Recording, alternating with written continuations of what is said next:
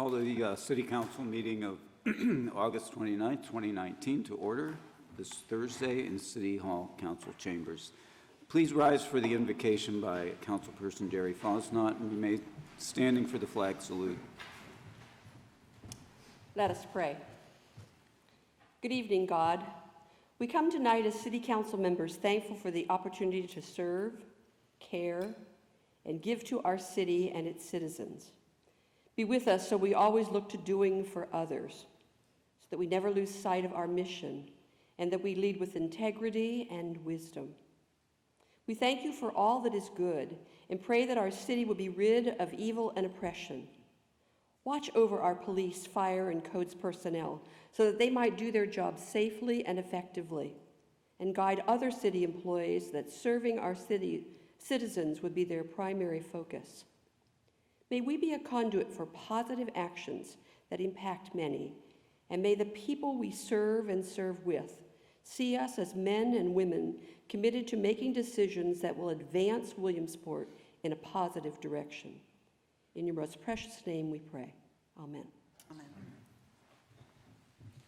I pledge allegiance to the flag of the United States of America and to the republic for which it stands, one nation, under God, indivisible, with liberty and justice for all.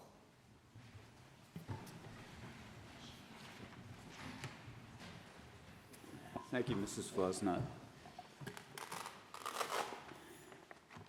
Item 3, approval of City Council minutes dated August 2nd, 2019. Is there a motion? So moved. Second. Motion and a second. Questions, corrections from council members? Hearing none. Mrs. Frank, vote please. Mrs. Fosnot? Yes. Mr. Noviello? Yes. Mr. Henderson? Yes. Mrs. Katz? Yes. Mr. Slaughter? Yes. Ms. Mealy? Yes. Mr. Allison? Yes. Thank you, Mrs. Frank. Motion passes. Item 4, limited courtesy of the floor. We've had one request tonight, Hugh McGee. Just please give your name and address. Okay. My name's Hugh McGee. I run a business at 159 Washington Boulevard. This morning I stopped in at City Hall here and I got a copy of the agenda here. And as I was going through it, there were a couple items on it that bothered me a little bit. Among them was the demolition at 145 Washington Boulevard, and up there at 402, 404 Washington Boulevard. Those buildings have been there for quite a while, and usually I take the time to write my thoughts on paper to give them to members of council. However, I had a work day today. I did not have the time to put my thoughts together on paper. And with regards to the demolitions at those locations, I would ask that the council table the approval of that until I had a chance to respond in paper to. That's all I have to say. Okay. Thank you, Mr. McGee. I'm going to move, items 16 through 21, or items 16 through 20, I'm sorry, up next, so that we can expedite those who are waiting.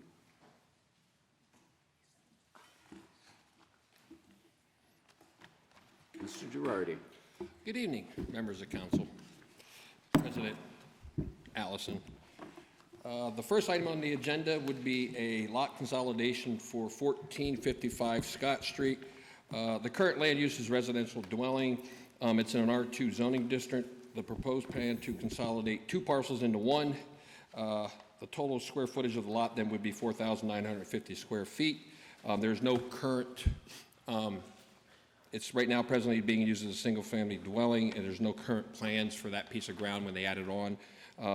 It was reviewed by Lycoming County Planning Commission and City Council's, our city's Planning Commission, and was recommended for approval.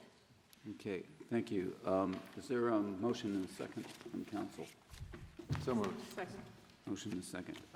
Discussions or questions for Mr. Girardi?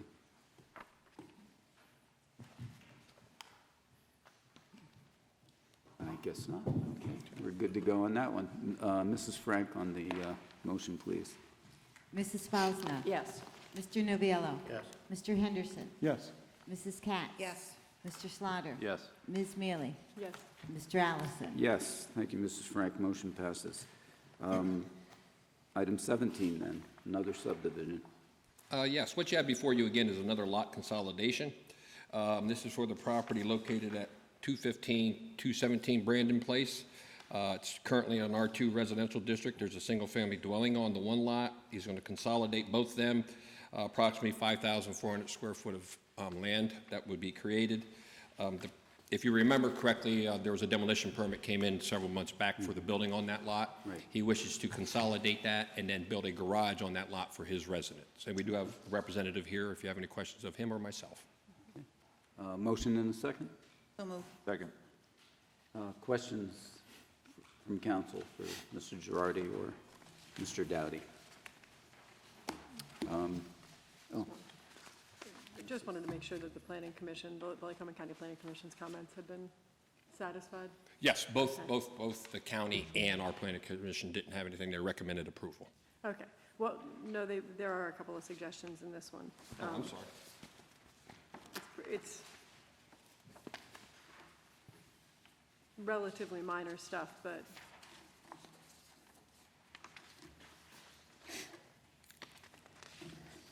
none of it looks like a deal breaker or anything, but Okay. I see what they're saying. We're like showing the existing lot size, which is not on the drawings. These are things that they request on their drawings when they are submitted to them, showing the house, Yeah. showing the square footage, which was not put on the drawing. Right. We could have them revise the drawings and put them on if you wish. It's not a problem.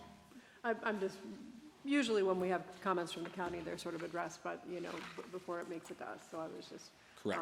just And I checking to make apologize. sure. I didn't And read it- through- It all looks like paperwork stuff, none of it looks like anything that would, Correct. germane to the It's- approval, right, but. Right. And has the building been demolished yet? Yes. Or- Okay, so showing the existing structure on the parcel, of course, is no longer a valid suggestion.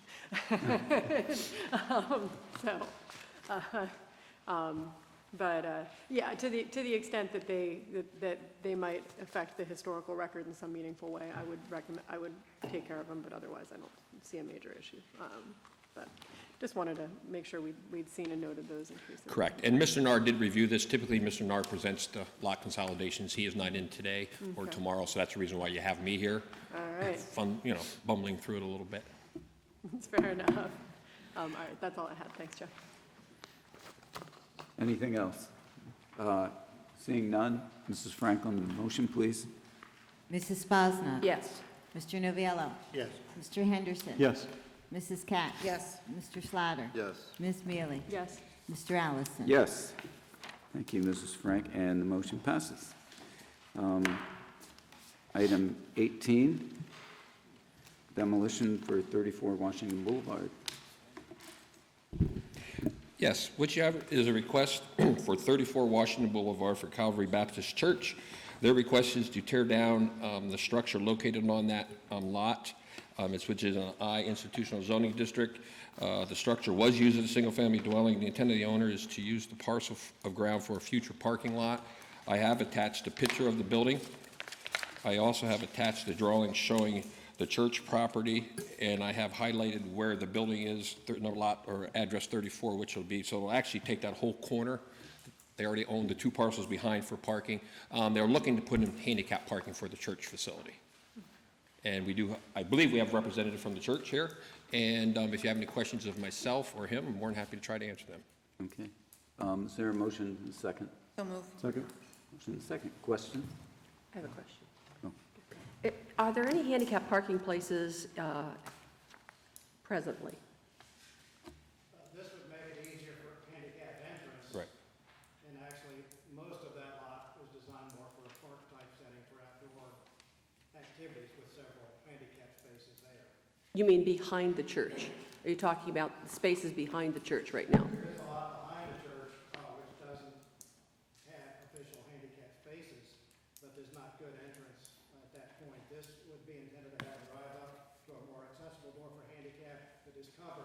in case of bad weather, but also to have the rest of the lot for more outdoor activities, where our kids can get outside and have games outside instead of inside the church.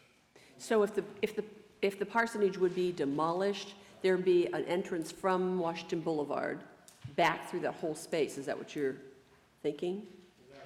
Yes, It's changed. Last time I was able to be at a meeting of the planning group, but correct. How many spaces would it? Well, what will happen at this point, it will come back through to council for an approval for land development. Stormwater management, land development, showing the parking, showing the 4-foot buffer, any trees or anything at this point. So we don't have a design sketch. At this point, their intent is to put in parking and some additional space for green, for family activity in that particular area. Because there are all houses along that block or two. There That's aren't from any there up, you're correct. parking lots at all along that space. Okay, Correct. thank you. Councilwoman Mealy? To follow up on what Mrs. Fosmott is saying, I'm somewhat in agreement. I mean, from the perspective of, I hate to see, we're approving a number of demolitions, all of which are for parking, which always makes me sad, especially when they're right on main streets, because that impacts just sort of the vista of the street. This is a relatively minor one, and I'm delighted to hear that part of it's going to be used for play space for children, because I think a little bit of a park space, and I know you have a Vacation Bible School, if I'm not wrong, as well as maybe an after-school program at the church, yeah. So that'll be really a nice asset, I think, for your activities. But of the two things that concern me, it would be lovely to see, well, there's the highway occupancy issue. Traffic moves pretty quickly on Washington Boulevard. In many ways, I wish that it didn't. Just speaking as somebody who tries to cross it regularly, but I'm not sure that adding a method of entrance and egress right there is necessarily going to be a wise idea. If we're looking at, a relatively high traffic, it's not like a driveway. It's an access for a parking lot that could hold quite a number of cars. But you will see, though, they probably will not need a hop permit because they do have an existing driveway that they can reuse off of Washington Boulevard. Well, yeah, I see that it looks like there's a driveway there, but that's just for the structure. It wouldn't require any kind of, No, as long as they don't, Permit, as long as they don't change what they're putting there, they don't widen the opening or anything, it wouldn't have to go through any hop or anything through the state. They have an existing existing driveway which can be reused. okay. Yep. Well, I guess, regardless of the situation there, it would still seem wise for us and you are in a better position to know, frankly, than I am, Joe, so I'll defer to your expertise, but, when the land development comes through, even if we can't necessarily require anything, maybe a recommendation to try not to use that as an entrance and exit, because I think that it's gonna, it could cause problems, especially with for left turns out of that lot. Correct. on the- And on and the you would street. have that ability, when it comes through land development, to put those criteria on that. If you wish it to be one way in and not not an exit or a left-hand turn only, you have that ability as a council to do that. Okay. Yep. Sir, if you want to address things further, it might be wise to go to the microphone. Otherwise, I'm afraid your comments might not get picked up. yeah, there were going to be another person or two here that helped to design this, but I don't know where they are tonight, but, Well, and I missed and we some. don't need to discuss it right now. Like that's Joe fine. said, you're going to come through Yeah. another time for that. This is just the demolition, And right? we did talk about that, well, we could make it a one-way, either in or out. And, the driveway's already there for the current parsonage, so we decided just to use that.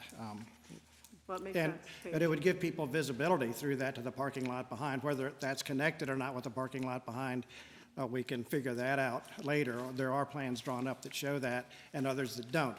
We had a class at Penn College that used this for their project for last fall to develop different diagrams for the lot. And, but it would let people going on the boulevard see that there is a parking lot behind the building as well, because right now, if you don't see a parking lot, you just don't even see the building, really. And so when people see a parking lot, they think maybe they'll check it out, so. Yeah. Well, absolutely. And like I said, it's a better discussion to have when you present the land development one way or the other. But I am happy because it always makes me sad to see us losing buildings and green space to parking, to see that you're going to keep some of it as green space, and that'll be a nice addition. It's primarily going to be the green space. It's come about from several sources, one of them being handicap parking. from certain segments of the congregation and other parts that saw the advantage there of having a space that's visible where we can have activities outside for the neighborhood, all kinds of things that could develop from that. And a number of the neighbors have been looking forward to that as a little sort of pocket park right there for them to use too, so. Oh, well, that's great, very good. And the one other question I had then, Joe, is does the church need to take into account if they're revising that side lot, landscaping in the lot to the rear as well? Or, because I know we have a 10% landscaping requirement at this point. If they're revamping a chunk of their parking area, will that bring the landscaping requirement to bear? Percentage of that, you have to make everything that lot into compliance with your green space, your fencing, your 4-foot buffer, and trees and so forth. Got it, okay. Just to make sure that they're aware, as long as they're doing their land development. We actually met on the site.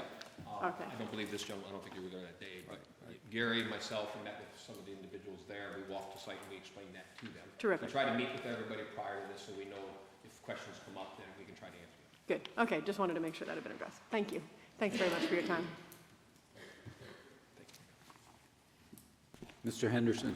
I might just say, as a pastor, I think it's important that we do encourage our churches, especially when they come to ministry with children. We are all the time having complaints that there's not enough for our children. And so I'm excited to see this. I think this will be a great benefit to that neighborhood as a whole. And so I'm very grateful to encourage the church in that way and in that sense. I just wanted to mention that aspect as well. If you want to come up to the podium. Last week and a half, I've been spending a lot of time in that neighborhood, and I noticed there are a lot of children that are constantly looking for a place to go or something to do. And when we had Bible study last night, some of them knocked on the door and wanted to know if there was anything for them to do. There are also several challenged children in the neighborhood. I constantly hear them saying to their mom and dad, I need to go somewhere, I'm bored. So I think it would be a great service, and also to the mothers. A lot of the mothers don't drive, and it would be a nice place for them to go and sit and watch their children in a safe area and to socialize. Thank you for your comments, ma'am. Could you give your name and address, because we need it for our records when there's a public comment to our city clerk?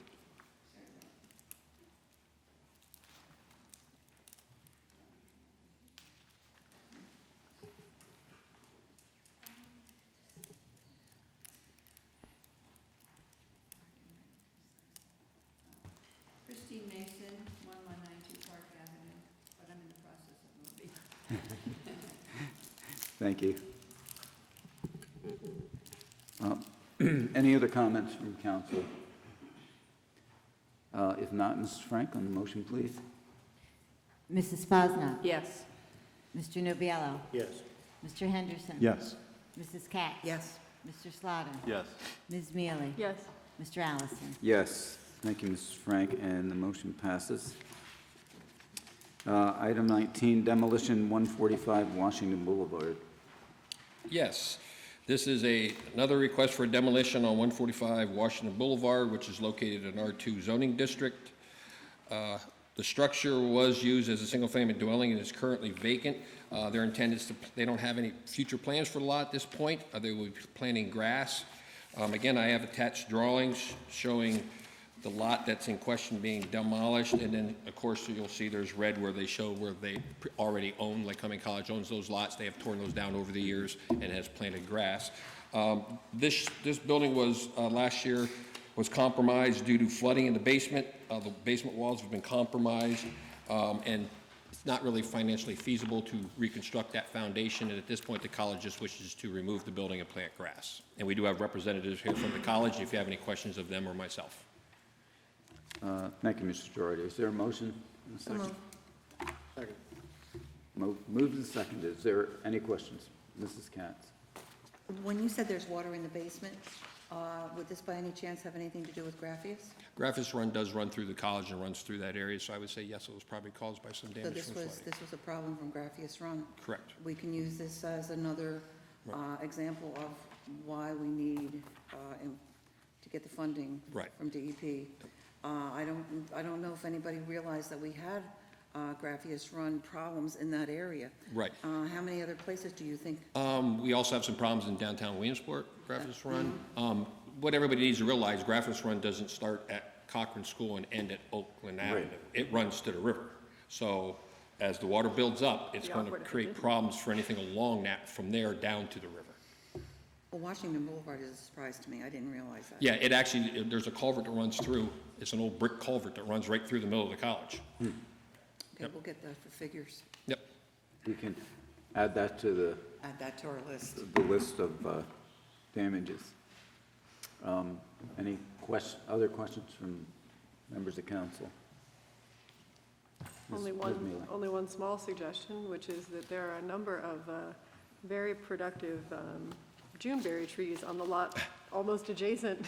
And if we are going to have another vacant lot in that neck of the woods, some Juneberry trees would make an excellent addition, or something else that the community can forage off of. But, just speaking personally. But anyway, thanks, that's everything. Well, that's an interesting Well, I mean, the observation, yeah. actually, urban orchards are all the rage in Philadelphia right now. It's something of note. If, you know, if we are planting trees, especially in areas where they're not going to discard a bunch of fruit on a sidewalk and make a big mess, you know, it's something to bear in mind. Yeah. Any other comments or questions? Hearing none, Mrs. Frank, on the motion, please. Mrs. Fosno? Yes. Mr. Noviello? Yes. Mr. Henderson? Yes. Mrs. Katz? Yes. Mr. Slaughter? Yes. Ms. Mealy? Yes. Mr. Allison? Yes, thank you, Mrs. Frank. Motion passes. And item 20, demolition 402, 404 Washington Boulevard. Yes. What you have before you is a request, one parcel ground, two structures, 402, 404 Washington Boulevard, which is located in a CC commercial district. Excuse me. The structure was used as a single-family dwelling. It's been vacant for several years. And there's a restaurant there, and that's been vacant for at least a year, I believe, or two. What we have, the owner's intent is to use this parcel of ground for a future parking lot. They will seed it temporarily until they get to that point. And again, these future parking lots will come back before council for approval. I have attached a copy of the buildings. I have also attached a copy of the buildings that Steinbacher owns across the street, which is highlighted in red. You'll find that Steinbacher's right now is putting a large addition on the back of their building presently right now. They like to use this lot for overflow because it is right across the street from them. I realize the gentleman here was talking about buildings and old buildings, but these are two old buildings, and the building in the middle has caused the codes problems the codes department many problems because the roof structure is failing, no one's maintaining the property, it's causing damage to the building next door. The building on the corner, which used to be Two Boys, one time about 6 years ago, we had to condemn the building and shut it down for them to structurally repair it. If you look at the back of the building, it's now falling down again.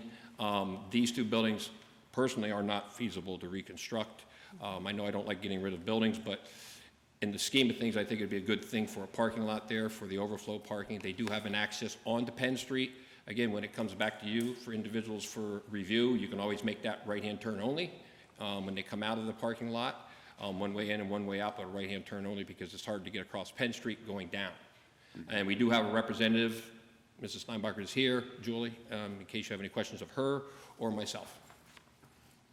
Okay, thank you, Mr. Girardi. Motion? So moved. Second. Motion seconded. Comments, questions? Mrs. Katz? I'm happy to see that something's going to be done with these buildings. They really have been an eyesore for the past couple of years at this point. Correct. So I think something, you know, with grass there is going to be much better than what it is right now. And then once you get your parking lot in, you're going to have landscaping, you have a buffer, and you'll probably get at least 2 to 3 trees around that corner, which we never had there before. It'll open that corner up for visibility for cars coming up and around the corner from that area. Ms. Mealy? I'm assuming we've taken into account the billboard there. Yes, I did inquire about the billboard. There's a lease right now presently with Lamar, and I think there's like maybe 6 months left on the lease, something of that sort. They're not interested in reestablishing their lease, so that will also come down. Well, that is excellent news. Now, if they were to have to relocate it, then it would have to meet today's standards on that, which means that height requirements, setback requirements. Technically, you couldn't put a billboard on that lot. Okay. You'd have to go through a variance procedure to do it. They'd have to keep it where it's at, and it really doesn't, it's not conducive for them to use the parking lot with that in the middle of the parking lot. So all things actually work together on this. Yeah, I was going to say, because I'm trying to figure out exactly how you'd move a bunch of cars around that billboard Right. in that lot. So yeah, it really seems like that's an all-around good thing. I think it'll be exciting, especially to get a couple of street trees on Washington Boulevard, or not street trees, but trees on Washington Boulevard. And I would agree that these aren't perhaps two of our best buildings in the city either at this particular point. So thank you. Other questions or comments? That's a tough corner. Yes. That's a tough corner. I drive it all the time. And if it could be opened up in some way, because it's really narrow between the churches, the St. Boniface area, and the restaurant that's there. I mean, if that could be open, matter of fact, when cars park down through there, it's very difficult to get through, period. So perhaps something like that can happen after the demolition occurs, that those sidewalks that are not in really great shape either that are over there. So that's something else that needs to be taken into consideration. Also, though, it is a very narrow lot, so if It we is. start taking room away from it, we're not going to get as many parking that I think they would like to see. So that's the other thing. And when they come back through for the land development, I think you'll see that on the drawings. But I do understand what you're saying, yes. Other questions? Mr. Girardi, the east side of that building, that's really close. It looks like a dicey proposition when that gets taken down. Yeah, it's about 2 foot. Yeah. Are there concerns about that? or- I've dealt with Steinbacher demolition for Oh, is that 30 who's gonna years. do it? Okay, and that they was have my a next job. question. If anybody can tear it down without hurting Yeah, anything, it's them. I yeah. mean, they have a very good reputation for that, and they have insurance, of course, and if something were to occur, they would Yeah, take care of the problem. absolutely, yeah. Yep. So, okay, answers my questions. Hearing no others, Mrs. Frank on the motion, please. Mrs. Posner. Yes. Mr. Noviello. Yes. Mr. Henderson. Yes. Mrs. Katz. Yes. Mr. Slavitt. Yes. Ms. Mealy. Yes. Mr. Allison. Yes. Thank you, Mrs. Frank. Motion passes. Thank you. Thank you, Mr. Girardi. We'll go back up to item 5 now, Penn Strategies Quarterly Report.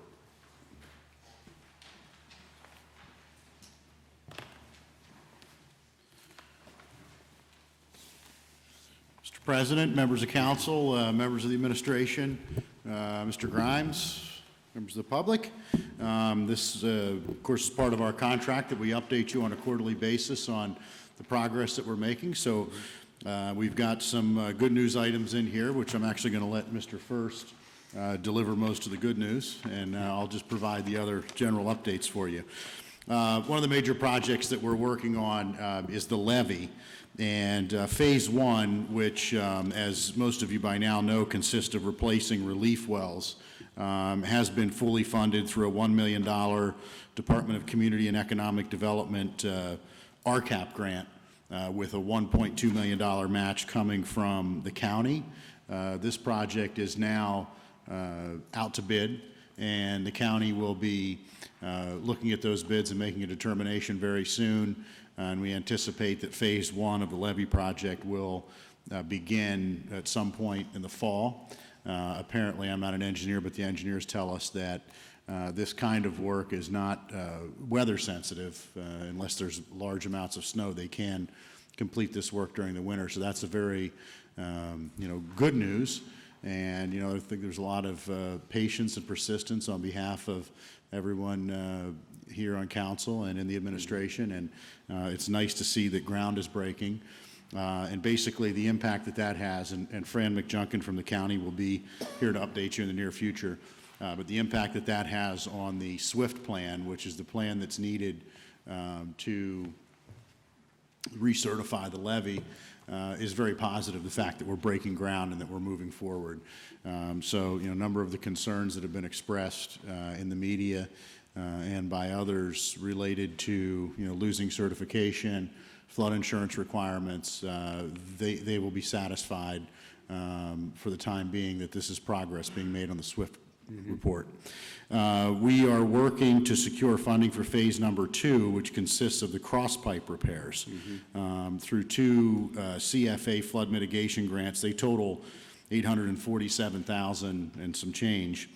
The total cost of these repairs, so this is for phase 2, are estimated to be just below $1 million. Some of this has included engineering, and those engineering dollars have already been expended, as you all very well know. We have plenty of engineering cost match that can apply to a number of these programs. And that actually would, if those 2 grants are approved, the benefit to the city of Williamsport would be that on the South Williamsport side of the levee, all of the mandated repairs will have been met at some point next year if this grant were to be approved. So then all the focus will come back on the city of Williamsport side. The Commonwealth Financing Authority is going to be considering program guidelines for the H2OPA program. As you all know, you all had signed a letter maybe 2 years ago asking Governor Wolf to open up the H2OPA program, which has been in existence since the Rendell administration, but there was no funding in there.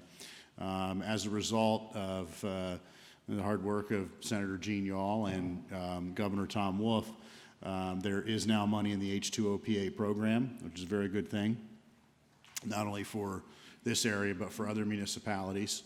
And so the Commonwealth Financing Authority is going to be in their September meeting, hopefully, if they have it on schedule, they're going to be looking at the program guidelines, and then shortly thereafter they'll open that program up. As you know, there's another firm that's working with the city. I believe Keller's working with the city. Is that still right? Yeah. So Keller's working with the city and the county. Keller and Associates have applied for a $4 million EDA grant in Washington. So what we would be doing with this H2OPA program is applying for $4 million, which would serve as the local match. So in an ideal world, if both of these were approved, the entire levee project would be fully funded, which obviously is the goal. And it would be, again, if everything comes together, it would be, even though it's taken a while, it still would be funded significantly sooner than anybody had anticipated. Mm-hmm. So at this point, again, there is, the focus in Washington on the EDA grant. That grant has been submitted. I think it was submitted 2 months ago, and again, that's, I think, in good hands in Washington, and we'll get some sort of a response on that very soon. The H2OPA program, again, we have to wait for the guidelines, but if it looks anything like the program did before, we feel pretty confident that we would qualify for that. So, obviously, taking care of that levee issue would be a very significant thing. The next update, I'm going to let Mr. First handle, and that is an update related to Graffius Run. Nope. A comment on the levee.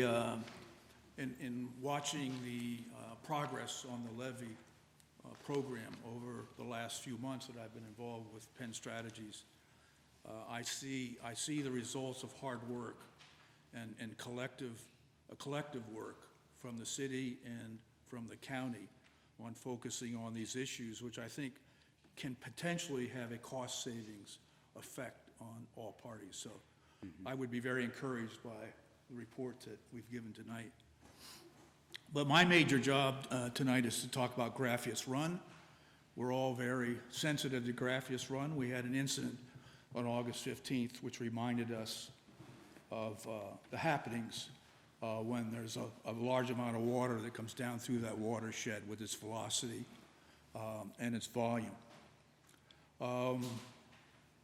The end of what I'm going to talk about is very positive news. I say that so I keep your attention. And I just wanted to review the timeline since the submission was made to DEP under their program for assistance on this problem, and that application was primarily submitted at the end of March of this year.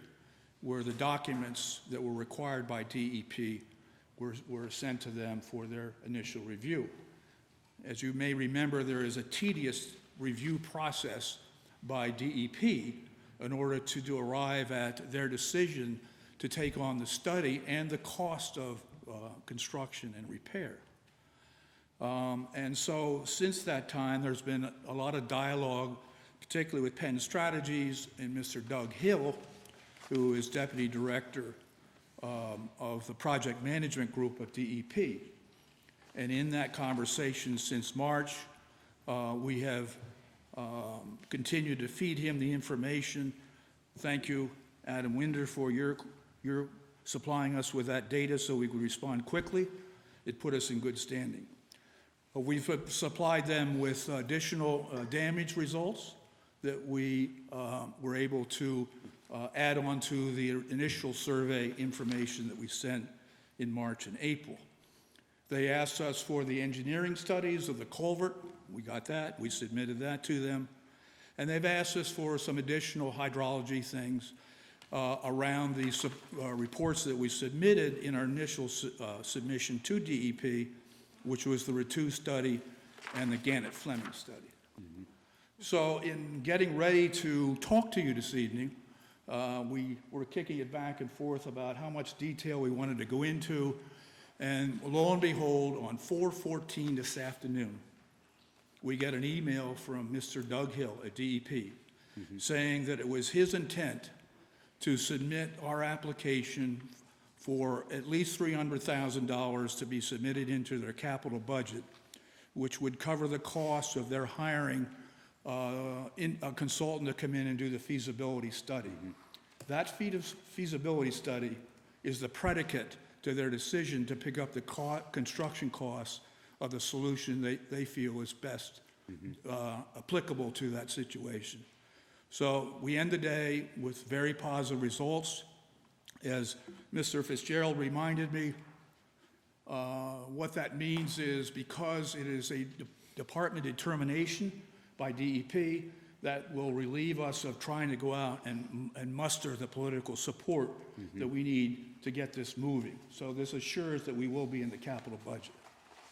That's the good news for this evening. So the other important thing to note with that is through this DEP option, that essentially, so the last example that we brought to you where this had happened before was in the borough of Ashley. Since 2011, there have been 13 municipalities who have reached out to DEP requesting this kind of assistance. Only one of them, to date, has provided the requested information. That's the city of Williamsport, thanks to Mr. Winder's efforts and also, Councilwoman Katz for staying on top of this. So, it's a very positive thing. It doesn't preclude us from trying to pursue any other kind of funding, but, ultimately what the goal would be, so this is step one. So step one, they do the feasibility study, and you've heard a lot about this demand curve, and the demand curve ends far enough to the right.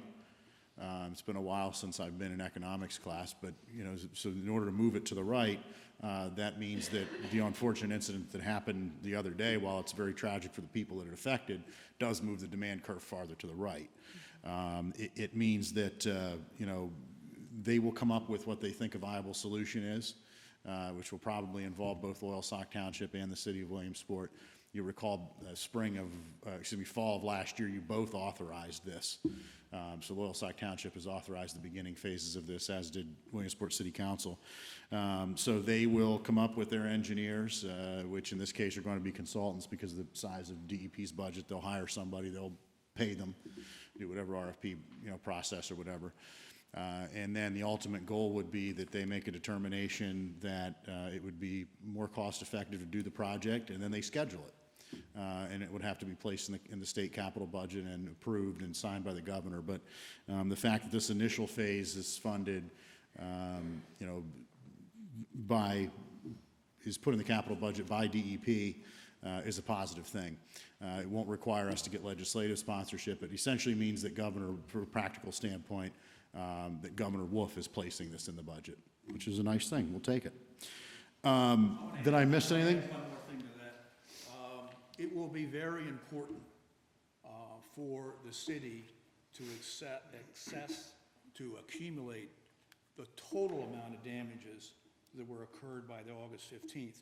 We want the largest number that is reasonable and real that we can send down to DPE related to the August 15th, because that goes into the calculation that they have to do on a cost benefit. So we want to build our damage number, and I think August 15th is going to allow us to do that.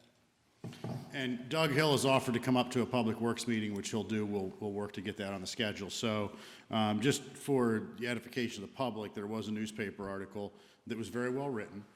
However, the mayor had indicated, I think he may have taken my cautious words of where we were at and indicated that that we were done, that there was no possibility of funding through DEP. And of course, the press office at DEP has confirmed that that's not the case. And Mr. Hill's very excited to come to Williamsport, and I was happy that he was able to give us some good news today. And I really want to thank everybody for their hard work on that. The recycling grant, in March of this year, we submitted a $311,000 recycling grant to the Pennsylvania Department of Environmental Protection. Thanks to Mr. Winder. He had actually made us aware of the grant opening, and it has passed the regional, you all received an email on it, passed the regional test and is now on the Secretary's desk, and they'll make an announcement hopefully in October. The Parks grant, in May, we submitted a $250,000 grant to the Commonwealth Financing Authority through their Greenway Trails and Recreation Program, which would fund construction of a new, fully accessible playground at Memorial Park. A couple of members of council leadership have been asked to join Senator Yall for a meeting on September 10th to discuss this application. It'll be decided at the September meeting, and then obviously we will have to have some discussions, council will have to have some discussions on how to come up with the match portion if we're successful in getting the grant funds, because a portion of that will have to be raised, I believe. I don't know if there have been some commitments there, but we have a little bit more work to do on that. The other thing is, as many of you found out in the media, as we did, there was a surprise RCAP grant announcement that the governor announced in the city of Williamsport for the Pajama Factory. City Council will have to, and I've spoken with Treasurer Grimes about this, City Council will have to make a determination as to what they're going to do with that. You know, the city would have to be the formal applicant, and obviously there are some requirements that are associated with that process that we can get into a little bit more at a Finance Committee meeting if you'd like. But, you know, essentially the city would have to, so that this pre-award process, and of course many folks, I think including Mr. Winkleman, were surprised at this announcement, but you have to make a determination, you know, how you want to move forward with this. If the city agrees to be the sponsor, basically what they are is they're the conduit for the funds to the private entity. And RCAP is a dollar-for-dollar match, so the developer will have to demonstrate through some means that he has $2 million to match it. One way of doing that possibly is he could do an appraisal of the building, and whatever that appraised value is could count towards the match. So for example, that appraisal would come back at $2 million. He could use that $2 million as a match, and then what he would have to do is get interim financing for the other two, because it is an RCAP, or excuse me, RCAP is a reimbursement program, as the city knows. So, you know, in order to get money for the project, they have to put the money out front. It's got to meet certain requirements, prevailing wage and other things. So that is the extent of our report, and be happy to answer any questions. Are there any, Mrs. Katz? First of all, I am thrilled to pieces that we have the funding that's coming through from DEP with the knowledge that we will have engineers coming up here and evaluating what we need. It's been a long haul here, it really has.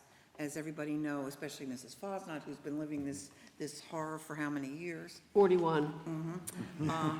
it's taken a long time to at least get to where we're at. At our last Public Works meeting this week, we did talk with Adam Winder and also Mark Benner, our engineer. We are going forward with assessing the damages that have occurred. And as we found out tonight, there's even more damages on Washington Boulevard. So we continue doing this because there's still a lot of parts of the city that have not been covered yet.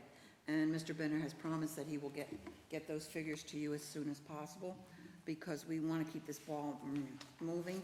But thank you so much for everything you've done, because I know you've put a lot of time and effort into making sure that we did get this grant.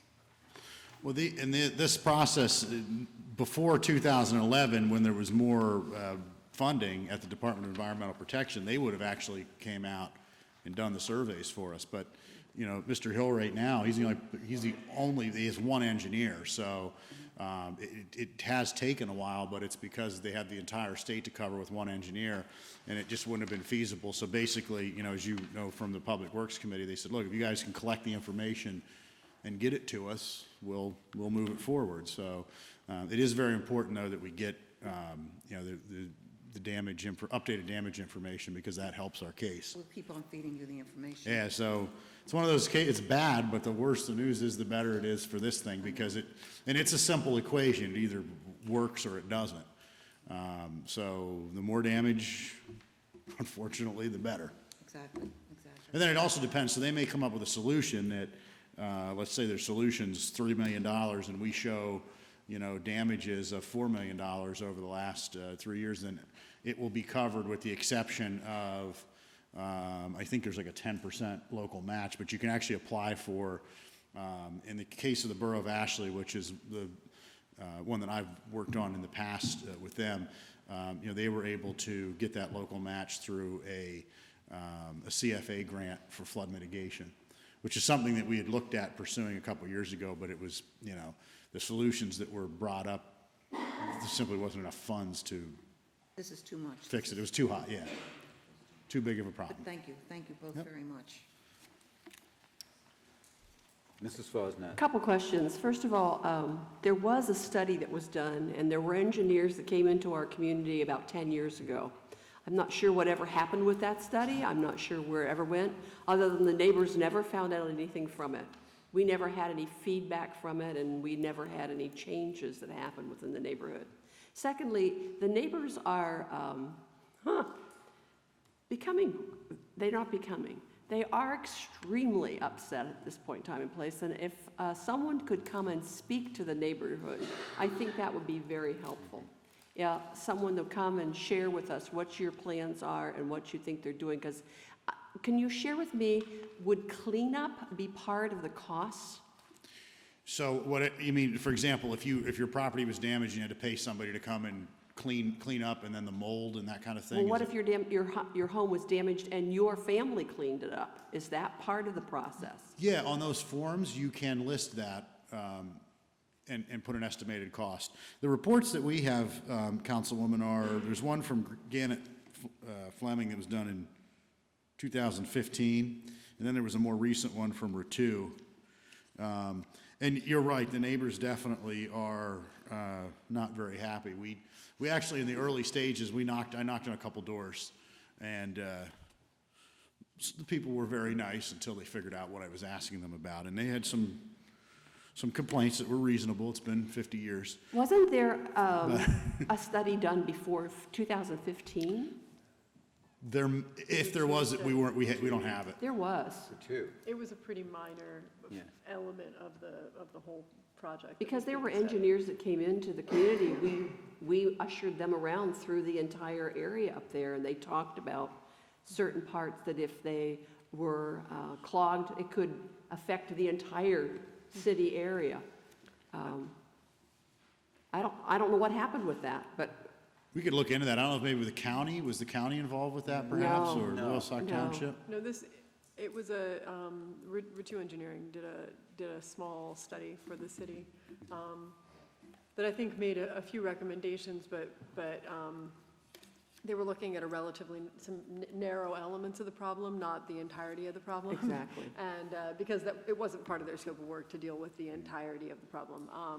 I do think, I mean, as we're all aware, the wheels of government turn somewhat slowly, as you've already noticed up there, and I'm guessing that whatever the process with DEP and the study, while it is excellent news, is going to take a little bit more time.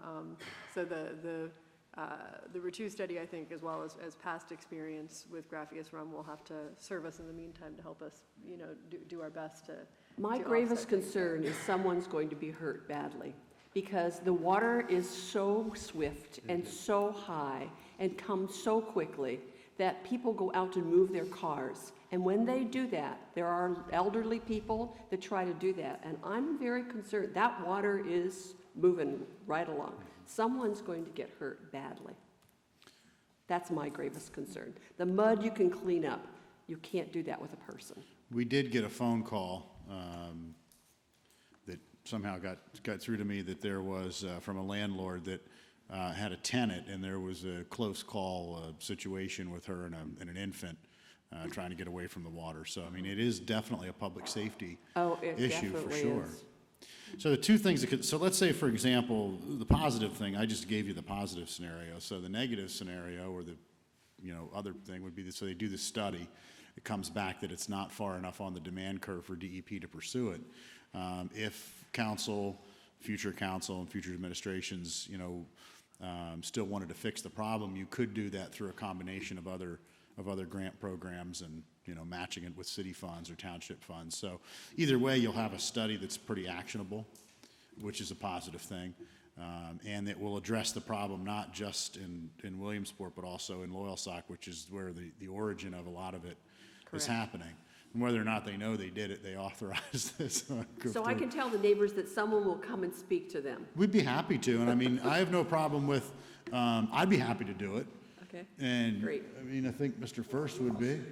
I'll let you know. Somebody from the city should be there. I'll let you know the time and place. If someone from the city could be there, it'd be great, and we can invite Mr. Hill to come too. I mean, maybe that could be a public meeting. You know, he can explain the process better than we could. Full disclosure, I also live on Elmira Street, farther down. We don't get it real bad at our house, although we do get the effects of it, but other people on our block are really adversely affected. So we're very familiar with the whole process. And I was going to ask this earlier, or mention earlier, I think it's good we're going after this DEP grant. However, we need to have a more comprehensive plan. Yes. We've never gotten that because, let me just say, in 2011, that was a significant water event up there, and we walked the streets afterwards, and the mayor was there, and we came through, and people were promised that there would be solutions found. And that type of commitment, I don't believe we've ever had a focused, total, comprehensive commitment to do that. That said, I think going forward, and I was going to ask you about the thought of getting together, maybe under the umbrella of the county, with Loyalsock Township, and begin to talk about the entirety of the project, the problem, that being proactive things that can be done to mitigate the debris and everything that comes down that clogs the drains. But we also know that, for instance, this most recent event, that I spent a few good hours riding around with Mr. Winder through the neighborhoods and around that area, and seeing the entire scope of it.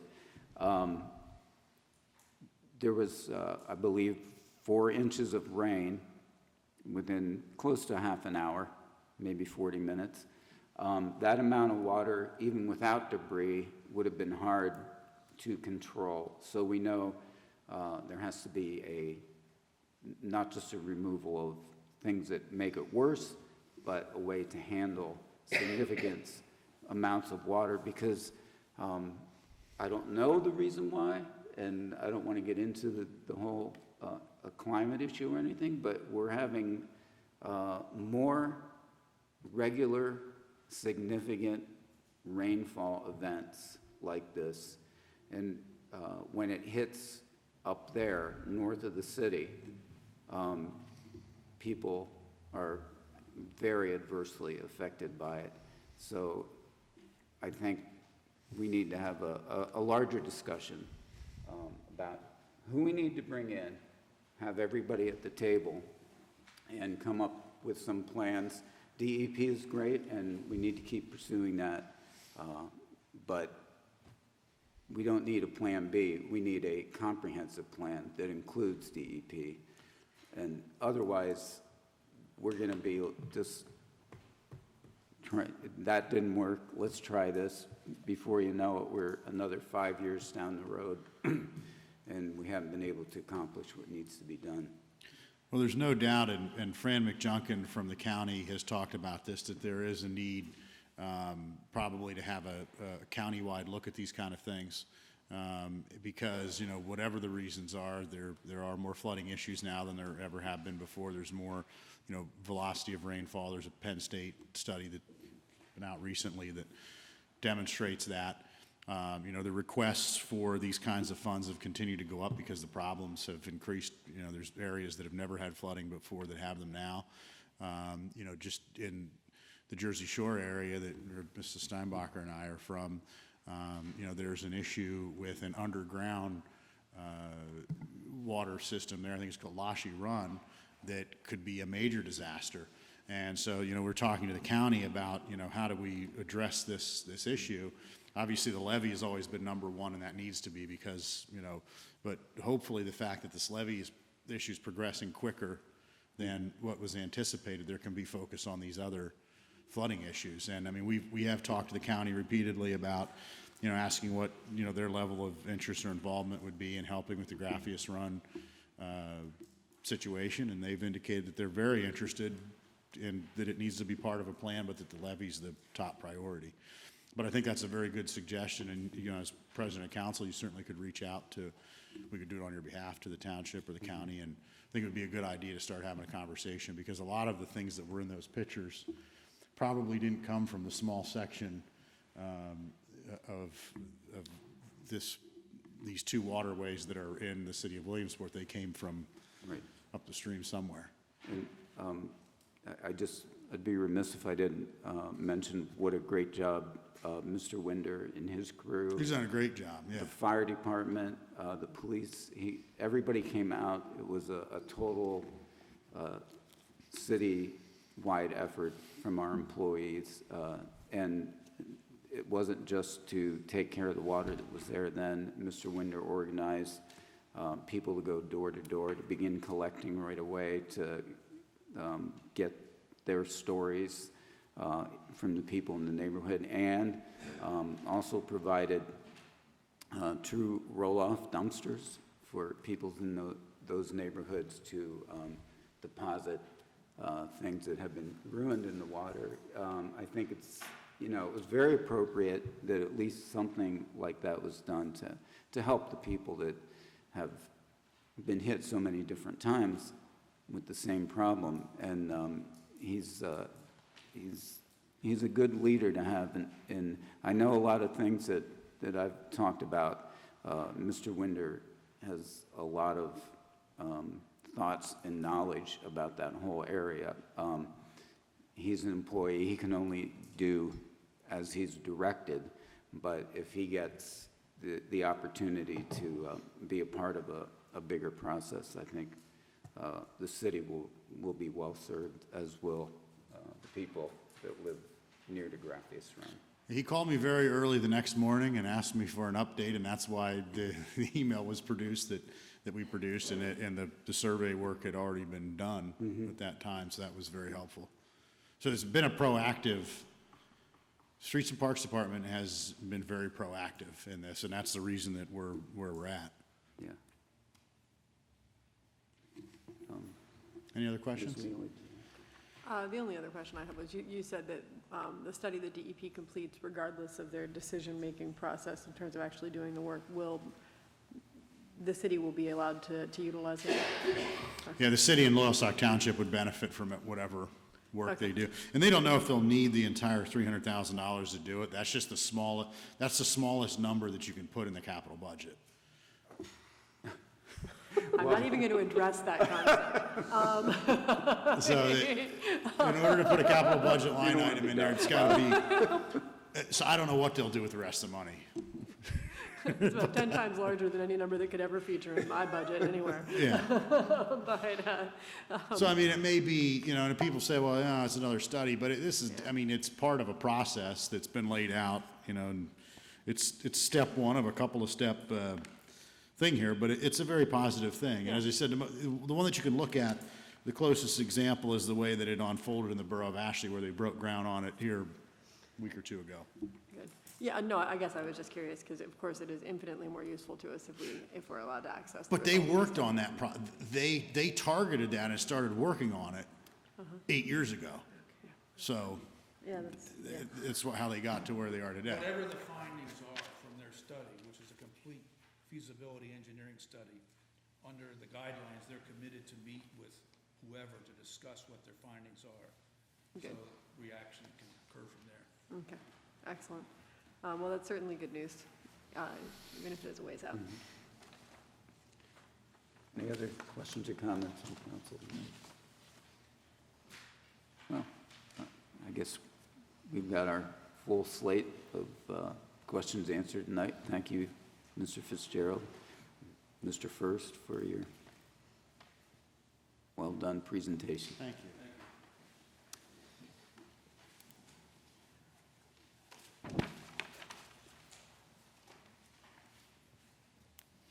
Okay, item 6, ordinance creating an ethic commission, the city of Williamsport, first reading. Mrs. Frank, in short form, please.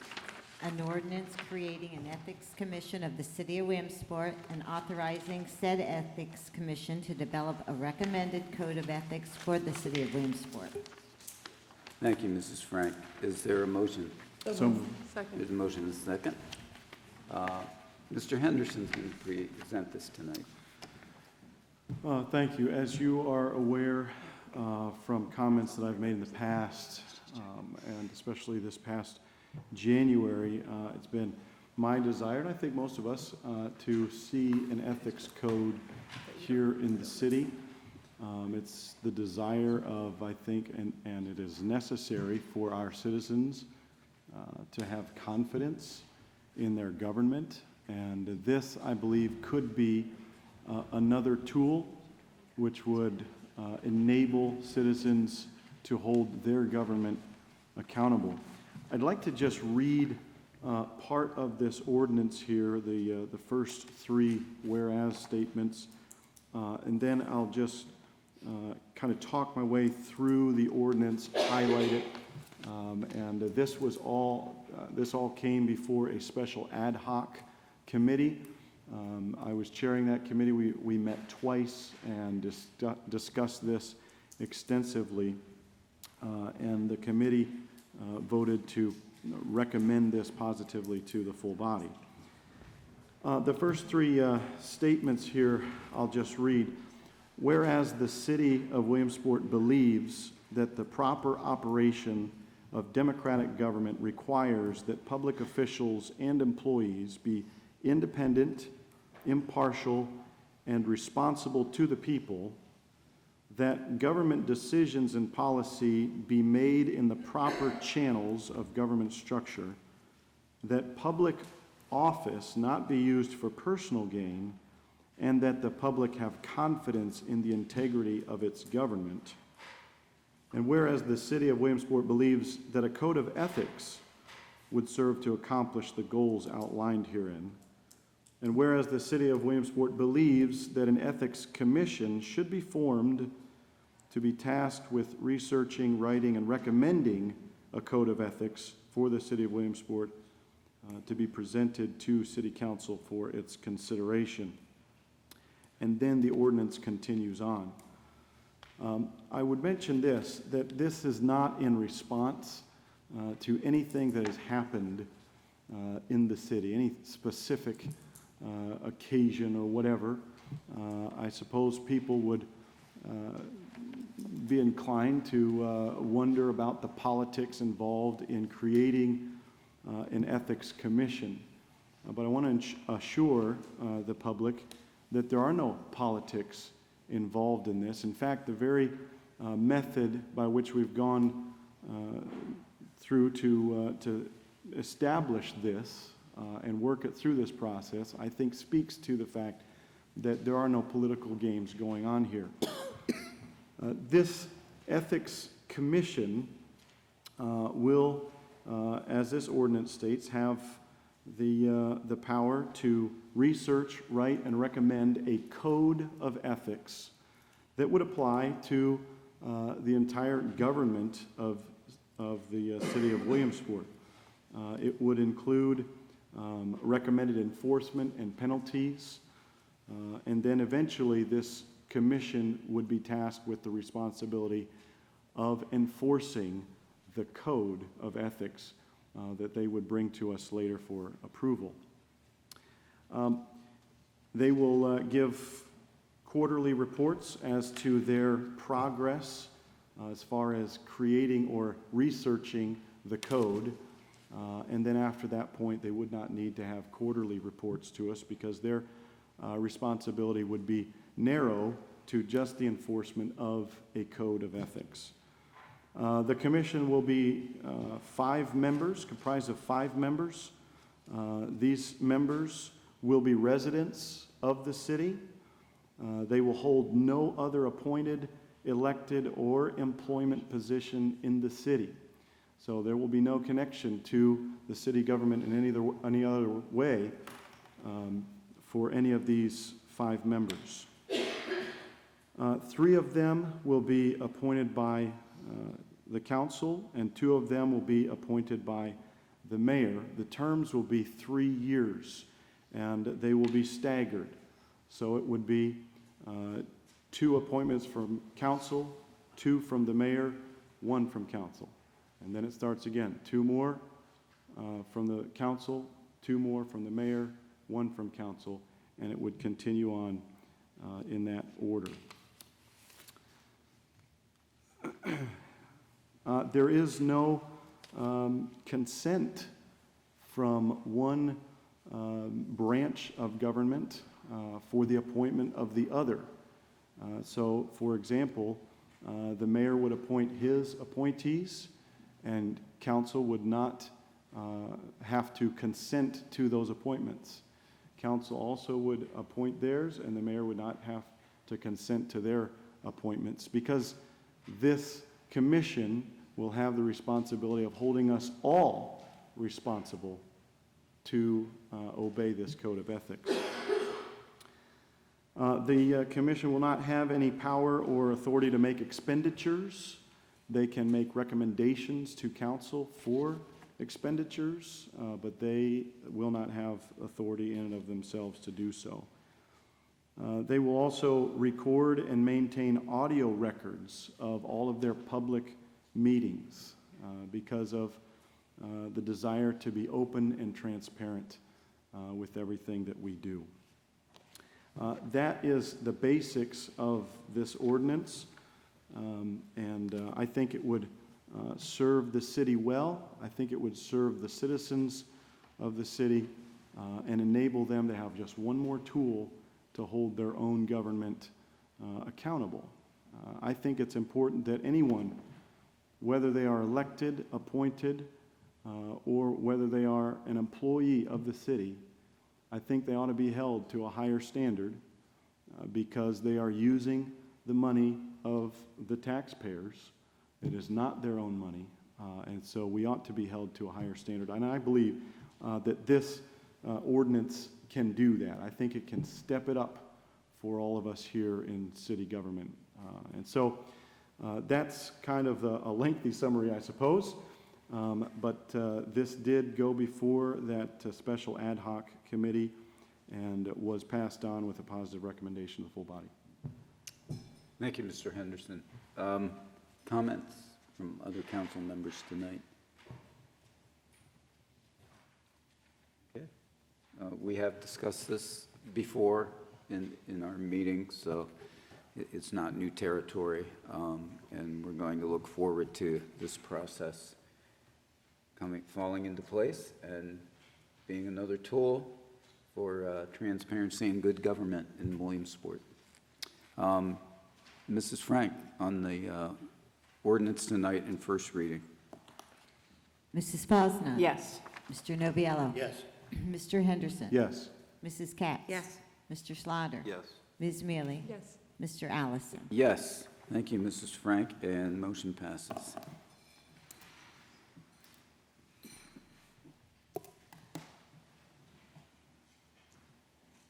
Item 7, resolution to approve an easement agreement between the city and McCormick Associates. This was tabled earlier, so is there a motion to remove this from the table tonight? Hearing none, it stays tabled. Let's move to item 8. Resolution to ratify a settlement agreement. Mrs. Frank? Resolution to ratify settlement agreement. Thank you. Is there a motion? So move. Second. Motion and second. Mr. Pavlak? Good evening, President Allison, members of council. This resolution ratifies a settlement agreement terms between the City of Williamsport and a former city employee. The terms of the settlement were negotiated by the city's insurance carrier and have been previously reviewed by City Council. This resolution went before the Finance Committee on Tuesday. Thank you, Mr. Pavlak. Ms. Mealy? This resolution did come before the Finance Committee, and actually there was very little discussion about it, except that we forwarded it to the full body of council with a positive recommendation. Questions or comments from council tonight? Hearing none. Mrs. Frank? Mrs. Posner? Yes. Mr. Noviello? Yes. Mr. Henderson? Yes. Mrs. Katz? Yes. Mr. Slaughter? Yes. Ms. Mealy? Yes. Mr. Allison? Yes. Motion passes. Thank you, Mrs. Frank. Item 9, resolution authorizing execution of municipal winter traffic services agreement. Mrs. Frank, please. A resolution authorizing the execution of the municipal winter traffic services agreement between the Commonwealth of Pennsylvania, Department of Transportation, and the City of Williamsport. Thank you, Mrs. Frank. Is there a motion? So moved. Second. Motion and second. Mr. Winder, Good evening. welcome. This is the third year renewal for the winter maintenance agreement, which pertains to PennDOT routes that the city in past years maintained. 2 years ago, we found out we could get reimbursement for it. So this is essentially just a renewal. This year's allocation would be $9,998.10. And it is a 5-year agreement overall. It did go before Public Works on Tuesday. Thank you, Mr. Winder. Public Works, Mrs. Katz. Yes, this came to Public Works, and I think it speaks for itself. We, as you said, we didn't know we had this for how many years, and we wanted to know if we could go back and have it retroactive, and we were told we wouldn't be able to do that. But this is something that comes to us now every year. And it was sent to full body of council with a positive recommendation. Thank you, Mrs. Katz. Questions or comments from council members? I have one. Mr. Winder, at the last page, the very bottom right-hand corner, it says suggested total encumbrance and first year, second year, then third year. I presume that's where we're at now, and then fourth year and fifth year. Yes. What do those totals indicate there? It's essentially a reimbursement for salt, anti-skid, and use of the trucks. So each year, they actually increase. It increases, okay. I think our first year was around $7,000. So they give a percentage of an increase, and if we would have a exceptionally bad winter, they would actually give us an extra reimbursement. Okay. It's all regulated by the miles versus the amount of material you should put on a road. It's a pretty lengthy calculation. Yeah. So they have a formula that they apply to it that may not exactly match our experience, but come Yes. close, I guess. Yep. Okay. But the fifth year, it's going to go up to 21,000? Yes. Wow. Unfortunately, salt goes up every year, it seems like, so, So we're probably just keeping our heads above water then. yes.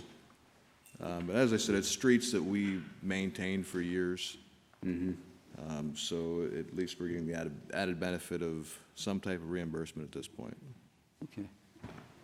Thank you. Any other questions or comments? Mrs. Frank on motion, please. Mrs. Spasna. Yes. Mr. Noviello. Yes. Mr. Henderson. Yes. Mrs. Katz. Yes. Mr. Slaughter. Yes. Ms. Mealy. Yes. And Mr. Allison. Yes, thank you, Mrs. Frank.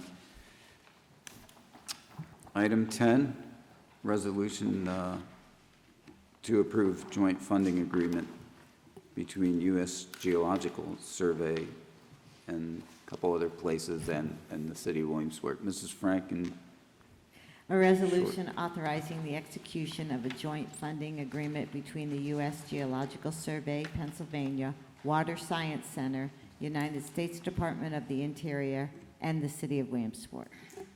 thank you, Mrs. Frank. Is there a motion? So moved. Motion and second. Mr. Winder. This is, I'll give it to you in a very short form. Essentially, it's a $1,700 bill that we've paid for multiple years for whatever reason. The contract did not come before council previously. It was just signed by the Director of Streets and Parks at that point. After having the solicitor review it, it was determined that all contracts should come before council, so you're aware of where the money's being spent. It is a key element in the levy system. It actually gives the information of the river levels at any given point. If you go online to, for instance, I use WNEP's river level website, the information is retrieved by this gauge. So the portion we pay for the year is very small. The other element is that my flood control department, they actually can call into a number if they're not near a computer, and once you call into the telephone number, it will actually give you the river levels, so they know immediately how soon they need to come in, how fast the river's climbing. They can get it hour by hour, minute by minute. So like I said, it's a key element for the levy, a key element for our operations. And the portion we pay is very small compared to what the state puts in. And this was reviewed by finance. Ms. Mealy, Finance. This was reviewed by Finance, and there, once again, was no particularly exciting discussion. This is an ongoing agreement, Mr. Winder said, for at least the last 15 years, and he, going back over the last 5 years, couldn't find that our share of it had increased at all. Obviously, it is dramatically to our benefit to have a stream gauge that enables us to know exactly what height the Susquehanna is running at, as the stream gauges all over the state are useful to all of us. That said, we passed it to the full body of council with a positive recommendation. Thank you, Ms. Mealy. Other comments or questions from council? Mr. Winder, are there other local municipalities that are in on this, or do they have their own gauge? Yes, agreements? South Williamsport uses the same gauge, but as you go further east or west on the Susquehanna River, I know there's a gauge around Jersey Shore, there's one in the Milton area, Muncie. This one is basically just for right here in Williamsport, and South Williamsport area. Great. Thank you. Mrs. Frank on the motion, please. Mrs. Fosna? Yes. Mr. Noviello? Yes. Mr. Henderson? Yes. Mrs. Katz? Yes. Mr. Slaughter? Yes. Ms. Mealy? Yes. Mr. Allison? Yes. Thank you, Mrs. Frank. Motion passes. Item 11, resolution real estate reduction. Mrs. Frank? Real estate reduction, 2204 West 3rd Street. Is there a motion? So move. Second. There's a motion and a second. Mr. Grimes, welcome tonight. Thank you. Good evening, council. This resolution is for a real estate reduction for 2204 West 3rd Street. This is a property that was purchased from the repository list, and that's mandatory by state law that we reassess that property down to the value that it was purchased at. Oh, any questions or comments from council? Well, on the agenda, it says it's 2 to 10, is that what Oh, it it says says? 2210 on the agenda. There actually is a correction to the agenda. It should be 2204. 2210 is the property owner's mailing address. 2204 is the actual lot that's being reassessed. Okay, thank you.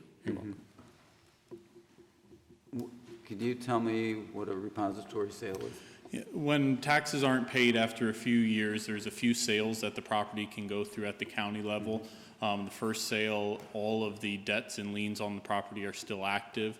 The second sale, most of those debts are waived, and if it doesn't sell at either of those sales, which is over a 2-year time period, then the property sits on a repository list. That means it didn't sell at any tax sale, and at that time, anyone can go and bid on that property to the county. The county has to accept that bid, and the city has to accept that bid, and generally, we're happy to get anything we can for those properties because they are not being maintained and they're just sitting there vacant at that point in time. So this property was bid on, it was accepted. I believe it's a vacant lot that this person, along with codes, has been maintaining for a few years, and her and her husband had decided to just formally purchase the property since they were maintaining it anyways. Okay, interesting. Thank you. Mrs. Frank, on the motion, please. Mrs. Fosna? Yes. Mr. Noviello? Yes. Mr. Henderson? Yes. Mrs. Katz? Yes. Mr. Slaughter? Yes. Ms. Mealy? Yes. Mr. Allison? Yes. Thank you, Mrs. Frank. Motion passes. Item 12, another real estate refund. Mrs. Frank, please. Real estate refund, 627 3rd Avenue. This is for a real estate refund at 627 3rd Avenue. These taxes were paid on April 22nd, 2019. Then the property was destroyed by fire, and the property was since reassessed, and there is a refund that is due to the homeowner because of the reassessment to the property from the fire damage. Thank you. Is there a motion and a second? So move. Second. Questions from council? Hearing none. Mrs. Frank, please. Mrs. Fosna? Yes. Mr. Noviello? Yes. Mr. Henderson? Yes. Mrs. Katz? Yes. Mr. Slaughter? Yes. Ms. Mealy? Yes. Mr. Allison? Yes, motion passes. Thank you, Mrs. Frank. Thank you, Mr. Grimes. Item 13, resolution agreement with Business Information Group. Mrs. Frank? Resolution agreement with Business Information Group, and this is the software lease agreement. Software lease agreement. Is there a motion? So moved. Second. Motion and a second. Mr. Grimes? Thank you. There's a lot of information here, but it's something that we've been talking with council for quite a few years now on implementing, and we have looked in our office at the feasibility of collecting business privilege and local service taxes in-house. Currently, that's outsourced with Berkheimer. There's a few reasons why we'd like to collect that in-house, mainly because of our resources here for audit and discovery and actual collections. The other big reason is just for customer service, to have somebody local that's attentive to this and can respond to the taxpayers promptly and correctly. And a big push to get this in our office, but also a deterrent on why it's taken so long to get this to council, is the Senate has had some strong feelings on who can and can't collect business privilege tax, and for the last 3 years, they've introduced legislation that would mandate who can and cannot collect this tax. For the first two bills that were put out by Senator Brown in the Senate, it would only allow the countywide earned income tax collector to collect business privilege and local service tax, which in our case would be the school district. In many other cases, that is already Berkheimer, Keystone, Jordan, the big tax companies. Pennsylvania Municipal League and a lot of the municipalities that collect the business privilege tax cautioned the Senate and said this tax is very, very different from earned income tax. It's very, very different from local service tax, and there's a huge benefit to having this internal, in-house, and local. The bill did not pass in the previous session. A new bill was introduced this year that would mandate consolidation. However, it would allow municipalities to opt out of consolidation of business privilege tax. So your choices then, if this bill would pass in the Senate, would be to collect it locally or to have your countywide earned income tax collector, which in either case would not allow us to have Berkheimer continue to collect this tax. We feel that there is a good chance that this legislation will pass in some form over the next year or two. So this really gives us a little bit of a jump to being sure that all of our ducks are in a row and we're prepared for that. So that's why the contract is in front of you now, because we have gotten the Senate to agree to allow us to collect it in-house if their legislation would pass. The contracts here with Business Information Group. Over those 2 years, we spent a lot of time demoing a lot of software, talking to a lot of municipalities and tax bureaus that collect business privilege tax. This is by far the best software that we've been able to find. It has the best references from municipalities. It is always top of the line with collections, and they continue to increase their software and their capabilities of their software. Many other softwares in municipalities that they purchased 10 years ago are almost obsolete now because they don't continue to keep up with the needs of today. And we have money budgeted for this. We actually budgeted a few years ago, hoping to bring this in-house. We're delayed. That money is still budgeted in our equipment line item, and some of our other line items have increased with postage and advertising that we just have not spent in the last few years. From the original cost estimates that we gave you, there's some changes that I'm working on to get back to you guys just for your knowledge, but our legal services have gone down because we've been able to spread that out over a few years with the recodification. That has helped as well. And we've been able to do a lot of the work that we expected to be done very quickly, where we would need a consultant's help or extra staff time's help over the last few years. So we've been able to eliminate those costs moving forward. You guys did have a revised couple pieces of paper there. I'll walk you through those changes. They're pretty minor. What we did is we just changed the authorized signers to the controller and mayor. On all of the pages, we left the dates blank to be filled in after the contract is signed. We changed the representative for the city from my individual name to my position. So if I was no longer in that position, it would still be the city treasurer that would be the authorized contact. And we've also added the IT coordinator to that contact.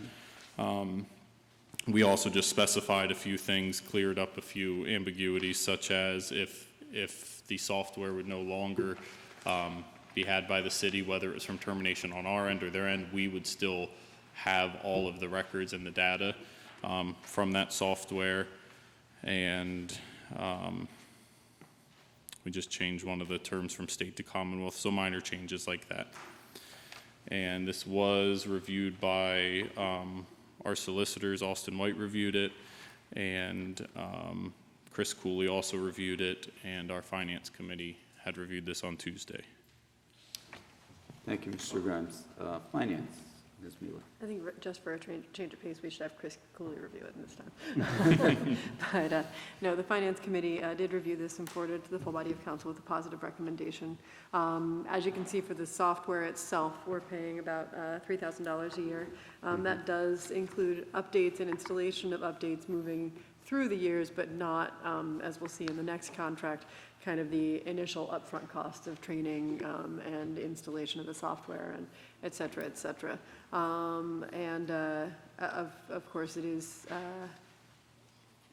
pretty much de rigueur nowadays to continue to pay for software annually instead of once upon a time you buy it and you had it. But what that does mean is that as the software changes, your copy of the software changes, and you're a lot less likely to wind up with obsolete software. We did discuss briefly in finance the state of the hardware and the fact that basically having these couple of years to play with to really refine our plan for moving business privilege in-house means that between Nick and Chris, they appear to have thought of pretty much everything. So we have looked at the hardware that we own, and the software should be able to be compatible with the hardware that we own, and then if we upgrade, of course, it will be compatible with any upgraded hardware.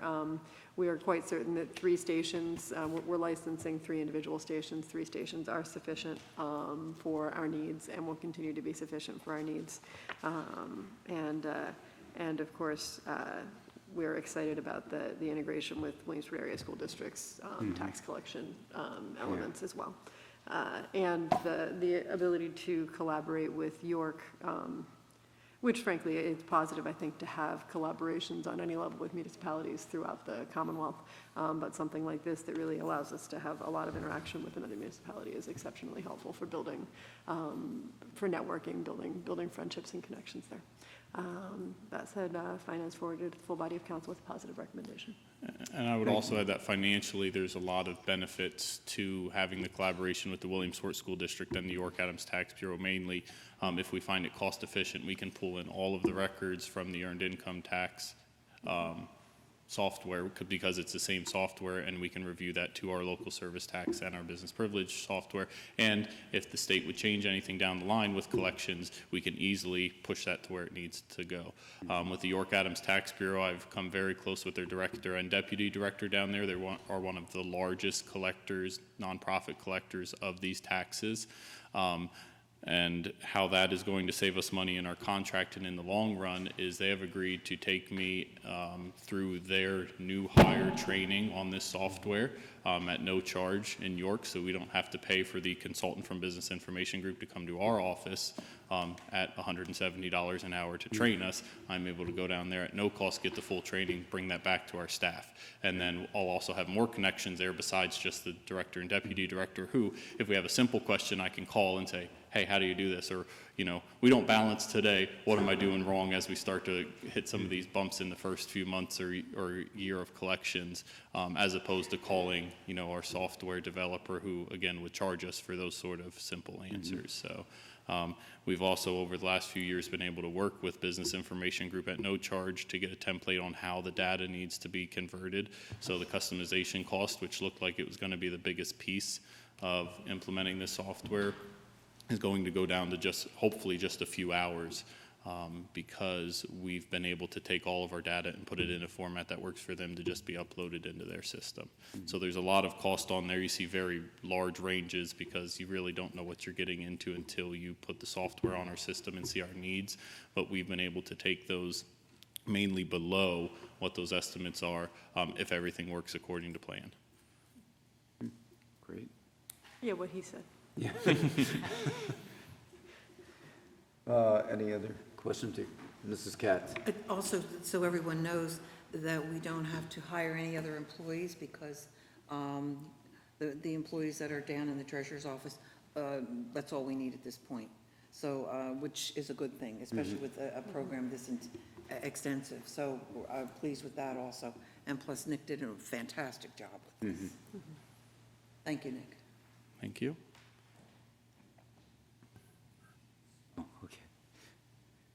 Hearing none, Mrs. Frank, please. Mrs. Fosna? Yes. Mr. Nobiello? Yes.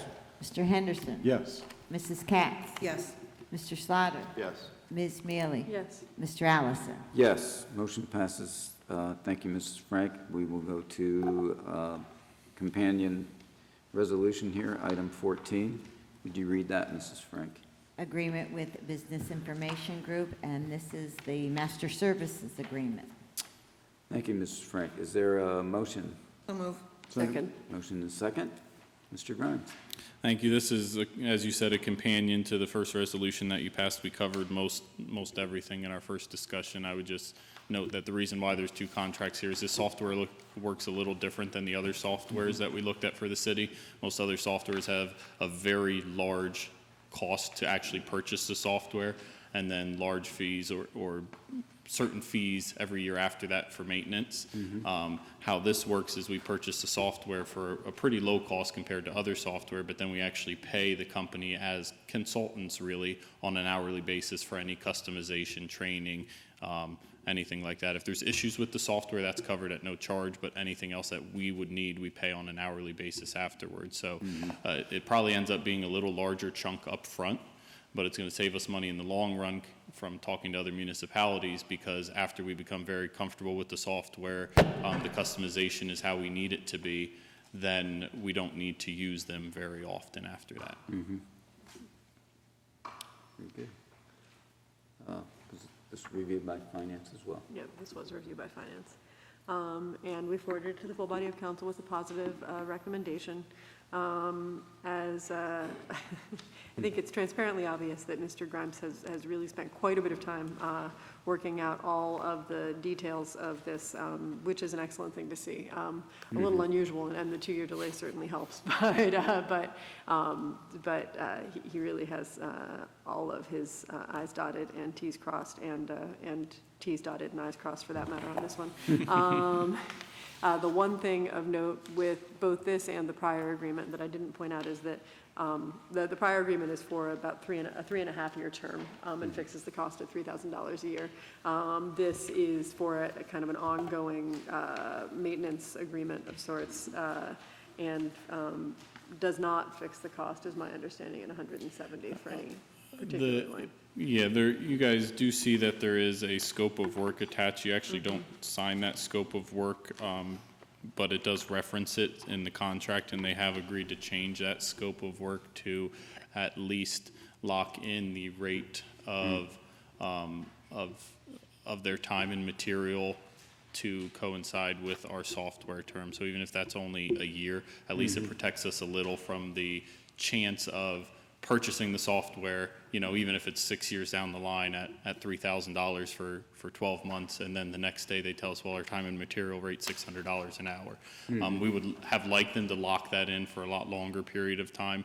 We didn't get that. We got a lot of other things in the contract, and the only really comfort we have there is that they work with a lot of other municipalities for many years, and that hasn't happened to this point, but we got a little bit there to protect us some. And, I think, like it or not, that is pretty much the world of software and software development at this point. So you only have so much wiggle room and so much negotiation you can engage in at that point.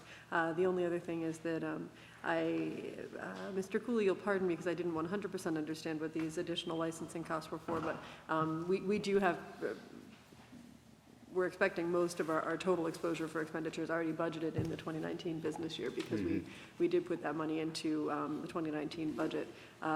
And I believe that it will also cover an additional $2,500 in licensing costs, but remind me again of what that $2,500 is related to. In order for our servers to handle, and Mr. Cooley could explain this much better than I can, but to handle their systems, we have to have Oracle installed, and there is a minimum amount of license that you need to purchase for that. I believe it's 10. We don't need 10, we only need 1, but we have to purchase 10, and there's no one else that I've seen or found that we could, purchase one from.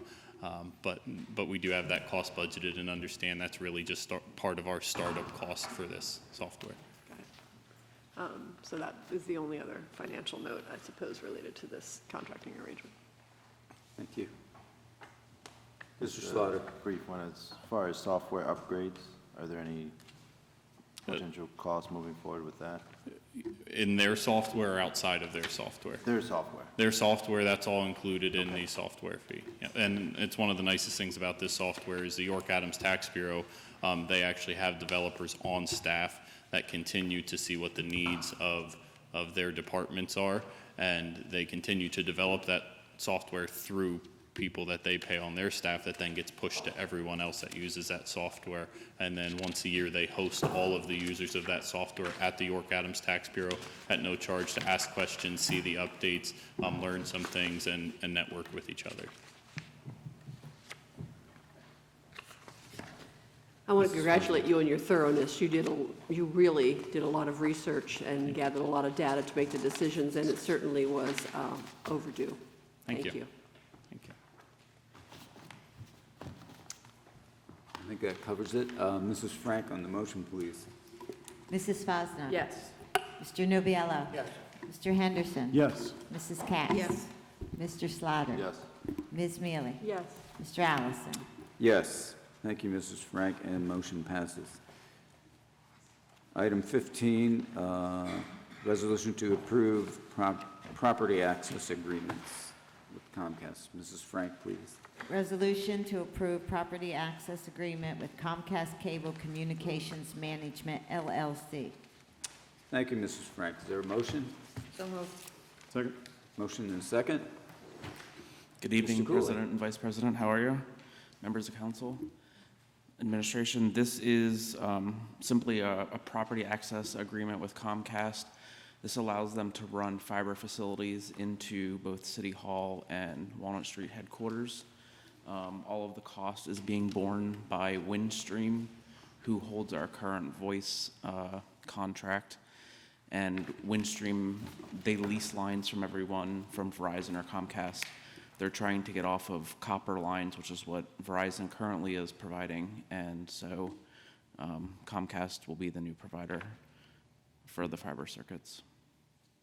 This was reviewed by the solicitor. He originally said that I didn't need it to bring it before you unless they were knocking out walls or doing trenching.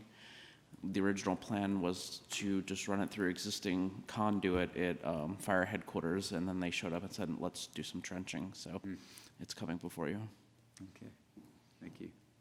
And it was reviewed by? Public Works. Mrs. Katz? Yes, this did come to Public Works. How nice to have something done that's not going to cost us any money and upgrade our systems. And I think the fire department is going to be very pleased with this. They are. They've had numerous problems over the years with the copper lines. It's been a nightmare for them. It has been. So to have this, the fire department, I think is really going to be incredible for them. They're not going to know how to live with this at this point. This did pass with a positive recommendation to the full body of council. Thank you, Mrs. Katz. Anybody else have questions? I have a question. Mrs. Fosna. Mr. Cooley, if the possibility, if we were to leave this building and they would put on this line in here, is that something that we should probably wait to see what we're going to do? We really need to look at how long that process is going to take. This building does currently already have Comcast fiber in it. So depending on what they actually do for the build out, it may not be very much work for them. Comcast fiber was ran in here a number of years ago when we started broadcasting live. So it already exists in this facility. Okay, so they won't be putting it in this facility? They're just going to extend it from the current closet up here to the server room. Okay. Or they may pull a new one. It's really up to them, whatever they decide to do, but it already exists in this building. So it's not a large expense to them that I don't think that we can negotiate if we decide to move them running it into another facility. Thank you. Other questions? There are none, so Mrs. Frank on the motion, please. Mrs. Fosna? Yes. Mr. Noviello? Yes. Mr. Henderson? Yes. Mrs. Katz? Yes. Mr. Slaughter? Yes. Ms. Mealy? Yes. Mr. Allison? Yes, motion you. passes. Thank you, Mrs. Frank. We will move down to item 22. I believe that is. Pardon me. Okay. 21, Randy.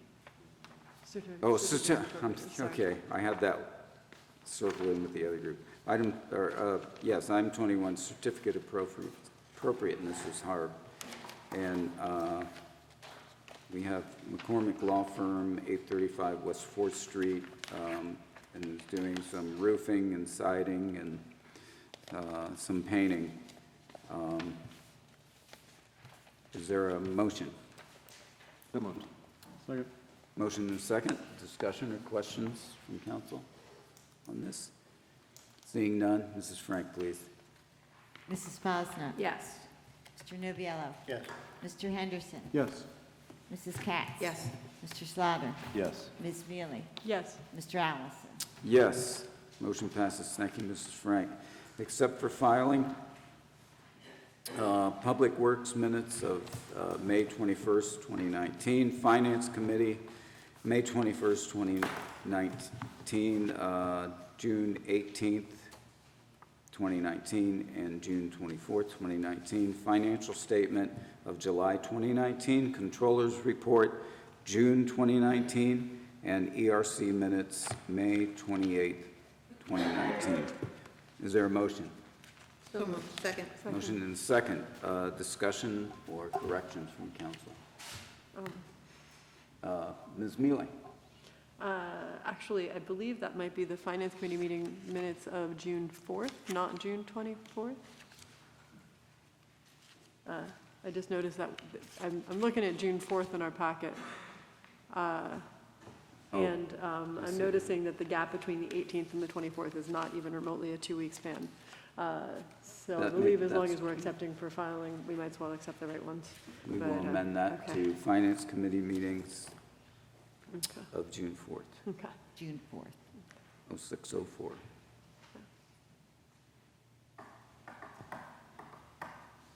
Do we have to, okay. Any other corrections or questions? Okay. Mrs. Frank, then, please. Mrs. Posner. Yes. Mr. Noviello. Yes. Mr. Henderson. Yes. Mrs. Katz. Yes. Mr. Slaughter. Yes. Ms. Mealy. Yes. Mr. Allison. Yes. Motion passes. Thank you, Mrs. Frank.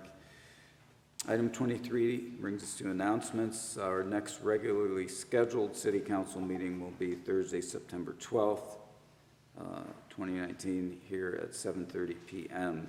Upcoming meetings: Tuesday, September 3rd, at 12 noon, Planning Commission, 3:30 ERC. Monday, September 8th, 4 p.m., Recreation Commission. I think that's the 9th. Monday, September 9th. Not that, that's Oh, just- okay, Monday, September 9th.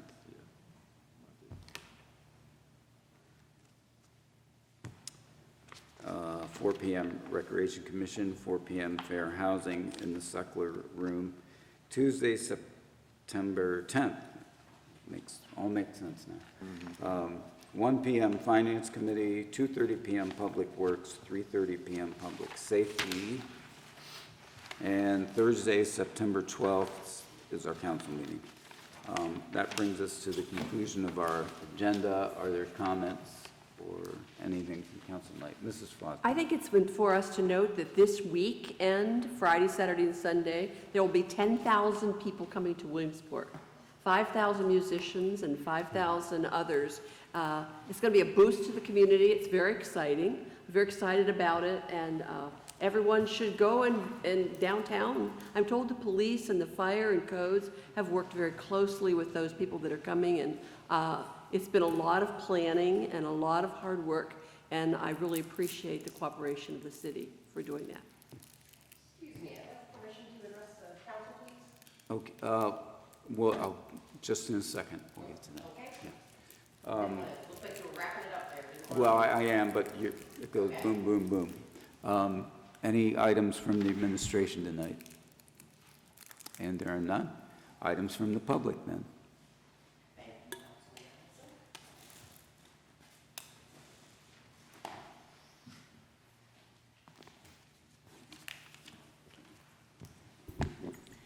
Good evening, everybody.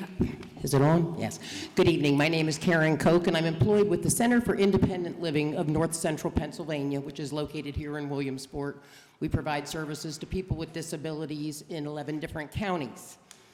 I am here. I had wrote a very lengthy, rather eloquent statement earlier, had out the thesauruses, the whole 9 yards.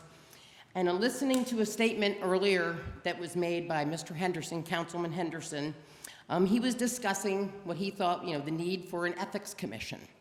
And while having that conversation, Mr. Henderson made the comment about confidence in their government, that the public needs to be able to have that. While that conversation continued, Councilman Allison made the comment that he agreed, and his exact words were transparency and good government were the words that he chose to describe what people need to be able to see in an administration. Keeping all of that in mind, I would like to just take a few minutes and do a little trip down memory lane. I know it's late, everybody wants to go home. Bear with me, please. I started my job at the Center for Independent Living in February of last year. My second day there, I was tasked, go to Public Works, find out what's the status of the accessibility of City Hall. I came here on the 13th. Brief conversation was discussed about accessibility. That was the end of that. August 24th of 2018, conversation was brought up by City Council about the work needed to be done on the ramp. At that time, I was given this great little design dated August 28th, 2018 of the architect's design for the accessible ramp here at City Hall done by Gannett Fleming. Like I said, that was last year. We roll forward to March of this year. I was told March of this year, on March 26th, that the bids would be going out to advertise the need for the accessibility upgrades for the ramp.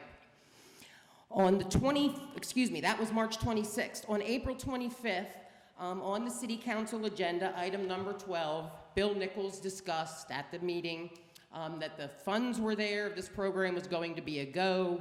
I attempted to get some answers. I was told at that time this isn't a question and answer forum. Mr. Nichols met with me after the meeting and assured me that this was a go. May 24th of this year, I exchanged emails with the city clerk asking if she had any idea what was going on with the status of the ramp. I was told no, she really didn't know. I was referred to council. May 29th, I exchanged an email with Councilwoman Katz. On that date, Councilwoman Katz informed me that the bids had gone out. So we have the bids going out on March 30th. The bids then again went out on the 29th of May. On June 12th, I contacted Councilwoman Katz and asked if the bids had been back, had anything been reviewed. She was not sure. She could not give me any information.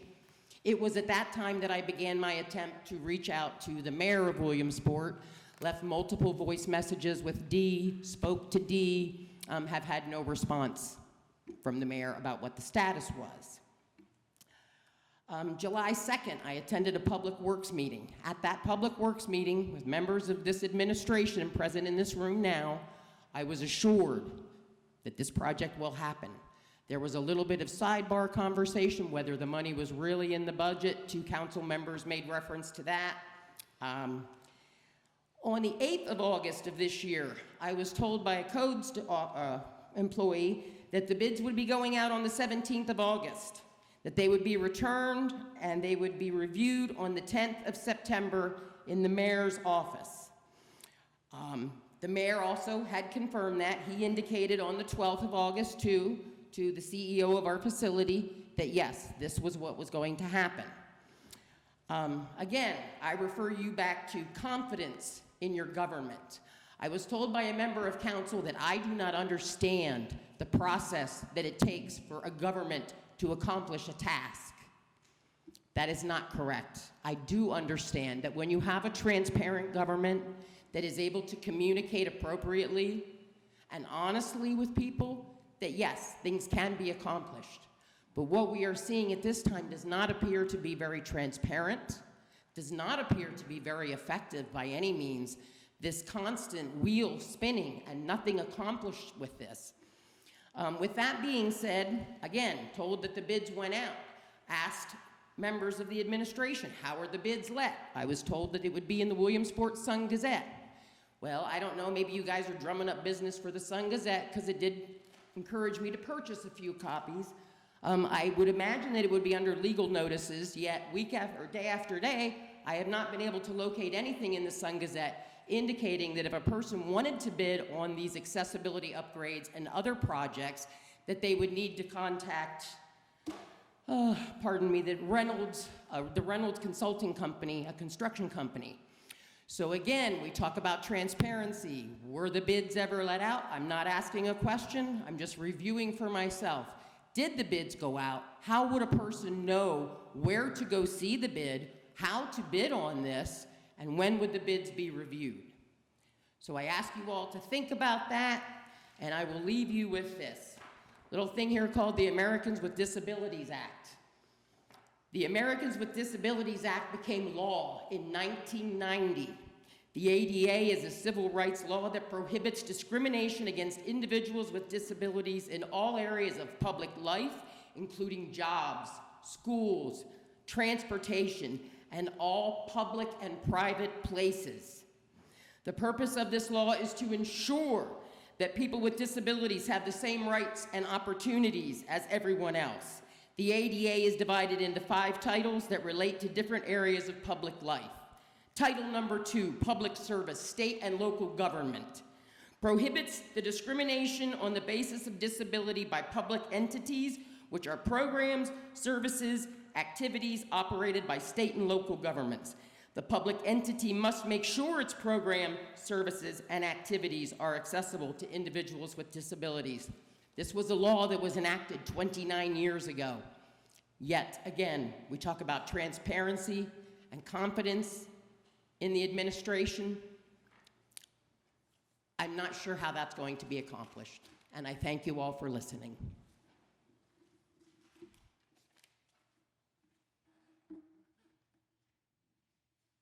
Are there any other public? Just give your name and address for the public record. Half of you know my name and address, but my name is Kelly Travis. I live at 1315 Elmira Street in the infamous Graffius Run area, and I was one of those neighbors who's a little upset. After the most recent flooding in our area on the 15th, I felt compelled to come speak to council. I've lived at my current address for 14 years. My property has suffered significant damage during a 2011 flash flood, a 2016 flash flood, and the most recent flash flood. My shed, which houses my outdoor equipment and my children's toys, was knocked off its foundation during the 2016 flood. While these are all natural disasters, and yes, it's hard to stop 4 inches of rain in a half an hour, as someone who's lived on this street and suffered these floodings, I believe that some of this problem is exacerbated by man-made failures. As someone who lives in the area and has been a multiple-time victim of the flooding, I feel that there are flood mitigation practices that have been put in place that we don't seem to be executing and using effectively. I know you can't answer questions, but I implore you to ask the people who can't answer these questions. Who's responsible for watching the cameras that monitor the Graffius Run area? Whose responsibility is it to notify the residents of imminent flooding? There's a siren on the school or right at Cochran. It used to be tested every Monday. I think that would be handy. Whose responsibility is it to maintain and repair the cameras, as I've been told that some of them were down during the summer, so it's probably a good thing that I stopped, noticed flooding, and called the mayor's office to notify them of imminent flooding myself. Is there more than one key and more than one employee qualified to operate the backhoe at St. Luke's Church? Why do we continue to wait for someone to show up with a key to operate a piece of machinery that is permanently placed there for that very purpose? Is there a storm preparedness protocol in place in order to avoid the delay in response after the event of flooding? Should it occur sometime not during the hours of Monday through Friday, 7 a.m. to 3:30 p.m., which is Streets and Parks time on the clock? When we have radars and weather alerts in our pockets and at our fingertips, I can't understand why we don't know these storms are coming. And all of the work towards a solution is a moot point if our city government doesn't begin working in coordination with the Loyalsock Township supervisors. I can't tell you how excited I was to hear Loyalsock mentioned in the Graphius Run problem. The debris which blocks the grates, thus creating the backup and eventual flooding, washes from Loyalsock Township properties. We all know this who live in the area. Rather than city representatives advising individual taxpayers to attend Loyalsock Township supervisor meetings, as 2 city representatives advised my mother and I to do, I propose that city council members and administration attend those meetings and represent our interests as you were elected to do. In closing, I would like to thank Councilman Allison and Slaughter for their presence in person the day of the flooding, walking around the neighborhoods and talking. I would like to thank Mr. Winder and the Streets and Parks Department for their response. The firemen, the cops sat in their car and watched my 11-year-old clear out a grate, so thanks for supervising that. And I'd like to thank you also again, Mr. Allison, for keeping this issue present and forefront on council's agenda. Thank you. Thank you. Other comments from the public tonight? Name and address, please. My name is Jerry Webb, 820 High Street, Williamsport. I heard about things being done for people with special needs and special accommodations for different places. Heard about parking lots with accessibility parking. Well, what about accessibility into the building? You know, we talk about bathrooms, we talk about City Hall as an example. You have to come through the back and then wrap there. Okay, well, we can put parking lot accessibility to parking. I can drive my car, but when I get out, I can't get in the building. One of the things that we hear about is that you plan on moving, and so it's like, is this a ploy to stop doing some stuff or getting accessibility? The point I'm trying to make is that if something was to happen to someone that's like my friend over there, and they can't get out or in the building, especially out, if a fire or something break out, that's a tragedy. You know, and so if you're moving, all well and good. If not, something needs to be done about this. And so I've heard people say that, you know, we're not sure where we're going to stay here. We're not sure where they're going to move. We need some answers, and we need some things done. We talk about this committee, you know, that's for the people, you know, for everybody. And one of the things that we have to understand that it's easier said and done. I heard someone say, up front it may cost a little more, but it's going to benefit us all in the long run. Well, what I'm saying is, in a nutshell, is that, yeah, it will benefit us all in the long run if we do something, because it can save a life, or can save some lives. Especially if there's a fire, you have to come in the police station. Say, for instance, one of our individuals was in the bathroom or something, a fire broke out in the police department. They had to get out in the building. It wasn't a spread. How would they get out, you know? Because you have to wait for somebody to let you out. I had a gentleman that works with us that was in there for 15 minutes before he can get out the building.